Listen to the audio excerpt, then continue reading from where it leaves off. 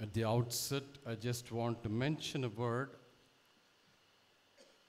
Tamil is not my mother tongue nor the language that I learned. Out of my personal interest, I learned to read and speak. That's why you'll see me when I read, I slowly read just because I don't really learned it still in the process of learning day to day. And I thank for this opportunity to celebrate this Mass this morning for all of you. Being it's a Tamil Mass, I'm asked to reflect in Tamil language. Let me try to do justice for that. இயேசுவில் எனக்கு பிரியமான புனித அந்தோணியாரின் பக்தர்களே, தாய் திருச்சபையானது இன்று நமது பங்கின் பாதுகாவலரான புனித அந்தோணியாரை சிறப்பாக கொண்டாட அழைப்பினை கொடுக்கின்றது. இந்த சிறப்பான திருநாள் அன்று அந்தோணியார் நம்முடைய வாழ்க்கைக்கு அவர் அளிக்கக்கூடிய நற்செய்தி என்ன? இன்றைய வாசகங்கள் நாம் சிந்திப்பதற்கு நமக்கு கொடுக்கப்பட்ட அந்த வாசகங்களின் வழியாக நாம் கற்றுக்கொள்ள வேண்டிய சிந்தனை என்ன?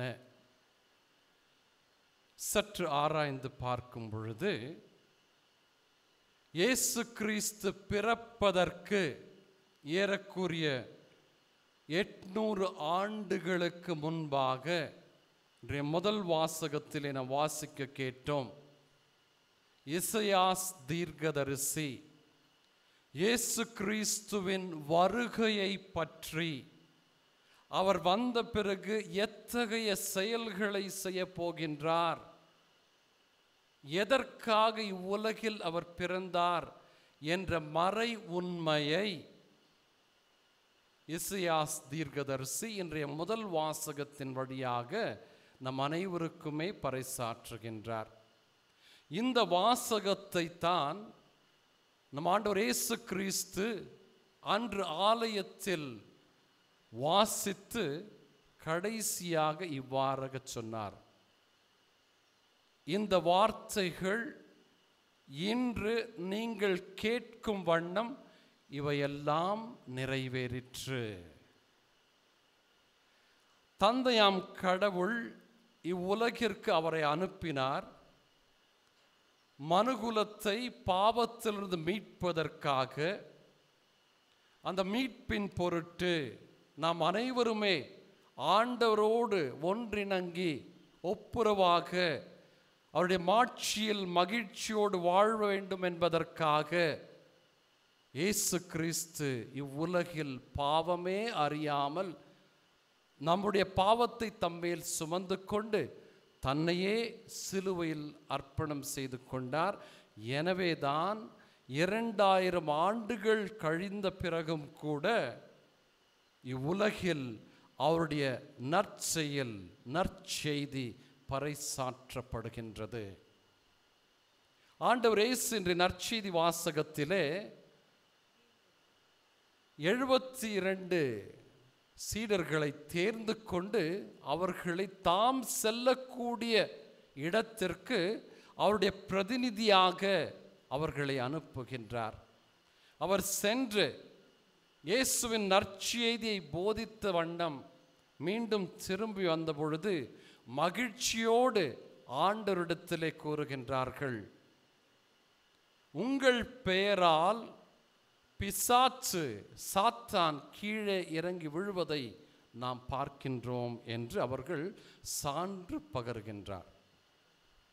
எனக்கு பிரியமான சகோதர சகோதரிகளே, இயேசு கிறிஸ்து அன்று 12 சீடர்களையும் மேலும் 72 சீடர்களையும் தேர்ந்து கொண்டு தான் செய்யக்கூடிய பணியை செய்வதற்காக அனுப்பி வைத்தார். அன்று அவர் தொடங்கிய அந்த பணியை இவ்வுலகம் நிறைவு பெறும் வரைக்கும் இந்த பணியானது தொடங்க வேண்டும். நற்செய்தி எல்லா இடத்திலும் எல்லா மக்களுக்கும் சென்று சேர வேண்டும் என்ற நல் உள்ளத்தோடு ஆண்டவர் இயேசு அந்தந்த காலகட்டத்திற்கேற்ப தனக்கு வேண்டிய நபர்களை தேர்ந்து கொண்டு அவர் வழியாக தன்னுடைய நற்செய்தியை மக்களுக்கு பறைசாற்றி கொண்டு வருகின்றார். அவ்வகையில் பார்க்கும் பொழுது ஏறக்குறைய 800 ஆண்டுகளுக்கு முன்பாக புனித அந்தோனியாரை ஆண்டவராம் இயேசு கிறிஸ்து தேர்ந்து கொண்டு தான் செய்யக்கூடிய பணியை அந்நாளில் அம்மக்களுக்கு இவர் வழியாக அத்துணை செயல்களையும் செய்வதற்கு அவரை அபிஷேகித்தார். இயேசு கிறிஸ்து அன்று செய்த செயல்கள் ஒடுக்கப்பட்டோருக்கு நற்செய்தி, சிறைப்பட்டோருக்கு விடுதலை, உள்ளம் உடைந்தோருக்கு குணமளிதல், குற்றம் உள்ளோருக்கு பாவ மன்னிப்பு, நோயாளிகளுக்கு குணமளிக்கும் வல்லமை. அவர் அன்று செய்த அந்த செயல்களை புனித அந்தோனியார் கூட செய்து வந்தார். ஏன் எப்படி இந்த அந்தோனியார் இயேசு கிறிஸ்து செய்த அத்துணை செயல்களையும் தன் மக்களுக்கு செய்வதற்கு அவர் அபிஷேகம் பெற்றார்? அதற்கு முதல் காரணம் புனித அந்தோனியார் இயேசு கிறிஸ்துவின் மேல் வைத்த ஆழ்ந்த விசுவாசம். திருத்தூதர் 10ஆம் அதிகாரம் 38ஆம் வசனத்திலே இவ்வாறாக பார்க்கின்றோம். ஆண்டவர் இயேசு கிறிஸ்து நன்மைகளை செய்து கொண்டு எவ்விடத்திலும் சென்றார் என்று அங்கு கூறப்பட்டிருக்கின்றது. நன்மைகளையே செய்து வந்தார். புனித அந்தோனியார் இயேசு கிறிஸ்துவின் போதனையை முழுமையாக உள்வாங்கி அதை தன் சுவாசமாக ஏற்றுக்கொண்டு மக்களுக்கு அவரை பற்றி போதிக்க ஆரம்பித்தார். அதற்கு பேசிஸ், மெய்ய பொருள் என்னவென்றால், யோவான் எழுதிய நற்செய்தி 15ஆம் அதிகாரம் 4ஆம் வசனம். அங்கு இவ்வாறாக கூறப்படுகின்றது. இயேசு கிறிஸ்துக்குள் சொல்கின்றார், நான் உங்களோடு இணைந்திருப்பது போல் நீங்களும் என்னில் நிலைத்து நிறுங்கள். மேலும் மற்றொரு வசனம், மார்க் எழுதிய நற்செய்தி 9ஆம் அதிகாரம் 23ஆம் வசனத்திலே,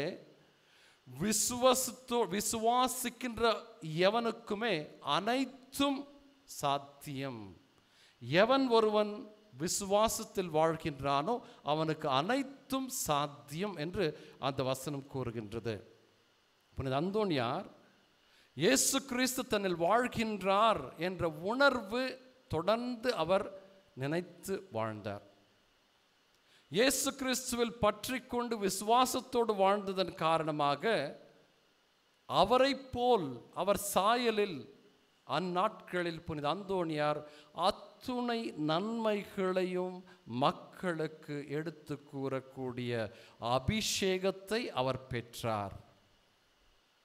அந்த புனிதர் இன்றைக்கும் கூட நம் மத்தியில் எவன் ஒருவன் விசுவாசத்தோடு அவருடைய பறைசான்றுக்காக, பரிந்துரைக்காக அவர் பாத அடியிலே மன்றாடுகின்றார்களோ அத்தகைய நபர்களுக்காக புனித அந்தோனியார் தந்தையாம் கடவுள் இயேசு கிறிஸ்து பரிசுத்தாவியிடம் பரிந்துரைந்து அனைவருக்குமே அற்புதங்களை வாரி வழங்குகின்றார். அந்த அற்புதங்களை நாம் நம் வாழ்க்கையிலே அனுபவித்ததன் காரணமாக, நாம் கேட்கின்ற ஜெபத்தை, ஏறெடுக்கின்ற ஜெபத்தை அவர் வழியாக ஆண்டவர் கேட்பதன் காரணமாக, நம்மில் அந்த விசுவாசத்தை புகுத்தியதற்காக, அந்த விசுவாச வாழ்க்கையை நாம் இவ்வுலகில் சான்று பகரக்கூடிய மக்களாக இருப்பதன் காரணமாக இன்றைக்கும் கடவுள் அந்தோனியாருடைய பரிந்துரையை கேட்டு நம் அனைவரையுமே ஆசீர்வதிக்கின்றார். எனவே எனக்கு பிரியமானவர்களே, இந்த காலை வேளையில் ஆண்டவரை தொழுது கொள்ள, ஆண்டவரை புகழாரம் சூட்ட, அந்தோணியாரை கௌரவிக்க நாம் எதையும் பொருட்படுத்தாமல் இந்த ஆலயத்தில் வந்து அமர்ந்திருக்கின்றோம் என்றால், புனித அந்தோணியார் நம்முடைய ஒவ்வொருடைய வாழ்க்கையிலும் ஏதோ ஒரு வகையில் நம்மை தொடுகின்றார். புனித அந்தோணியார் நம்முடைய வாழ்க்கையிலே குறிப்பாக விசுவாசம் குறைந்த நாட்களில் அந்த விசுவாசத்தை பலப்படுத்துவதாக அவர் நம்மோடு கூட பேசியிருக்கின்றார். புனித அந்தோணியார் நம்முடைய குடும்ப வாழ்க்கையிலே கஷ்டங்களை அனுபவித்து வந்த நாட்களில், துயரத்தோடு கண்ணீரோடு ஜெபித்த நாட்களில் அந்தோணியாரிடம் சென்று நாம் ஜெபித்த காரணம், நமக்காக அவர் பரிந்துரை செய்து தந்தையாம் கடவுளிடமிருந்து நமது பிரச்சனைகளுக்கு ஒரு முடிவினை, உடல் சுகத்தை, உள்ள சுகத்தை, ஆன்ம வலிமையை அவர் அளித்ததன் காரணமாக நாம் இன்று இந்த விடிகாலையில் ஆண்டவரை தொழுது கொள்ள, நன்றி கூற, அந்தோணியாரை புகழ்ந்து பாட இங்கு வந்திருக்கின்றோம். இது உண்மை என்று நாம் அனைவரும் உணர்வோம். வெறும் நன்றி செலுத்துவது போதுமா, அல்லது அந்தோணியார் நம்மிடத்தில் எதிர்பார்ப்பது என்ன? ஒன்றே ஒன்று அவர் எதிர்பார்க்கின்றார். அது என்னவென்றால், எவ்வாறு புனித அந்தோணியார் ஒரு ஆசீர்வாதமாக இம்மக்களுக்கு அவர் வாழ்ந்தாரோ, இன்று கூட வாழ்ந்து கொண்டிருக்கின்றாரோ, அதே போல் நாம் வெறும் ஆசீர்வாதங்களை பெற்றுக்கொள்ளக்கூடிய மக்களாக இருக்காமல், நாமே ஒரு ஆசீர்வாதமாக மற்றவர்களுக்கு திகழ வேண்டும் என்பதே அவருடைய ஆசை. எவ்வாறாக நாம் மற்றவர்களுக்கு ஒரு ஆசீர்வாதமாக அமைய முடியும்? முதற்கண் விசுவாச வாழ்க்கையிலே நாம் வேரூன்றி வாழும் பொழுது, எல்லாம் விசுவசிக்கிறவர்களுக்கு நன்மை செய்யும் என்ற வார்த்தையை நாம் கடைபிடிக்கும் பொழுது, ஆண்டவராம் இயேசு கிறிஸ்து என்னை மீட்டார், அவருடைய பிள்ளையாகி உலகில் வாழ்வதற்கு முயற்சி செய்வேன் என்ற முடிவினை எடுக்கும் பொழுது நம் வாழ்க்கை நல் வாழ்க்கையாக மாறும். மற்றும் நம்மோடு கூட வாழ்கின்ற மக்கள் பிரச்சனைகளில் இருக்கும் பொழுது அவர்களுக்கு நம்மால் உதவியை அளிக்கக்கூடிய மக்களாக நாம் வாழும் பொழுது மற்றவர்களுக்கு ஒரு ஆசீர்வாதமாக நாம் வழங்குகின்றோம். எனவே எனக்கு பிரியமானவர்களே, இன்று நாம் புனித அந்தோணியாரை புகழ்ந்து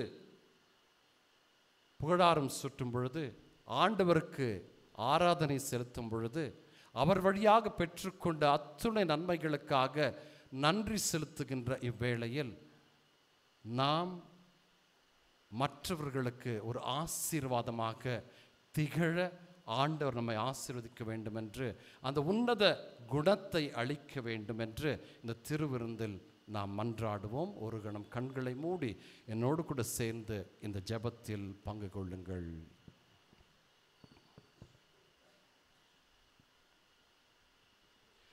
கருணை கடலாகிய எங்கள் ஆண்டவர் இயேசு கிறிஸ்துவே,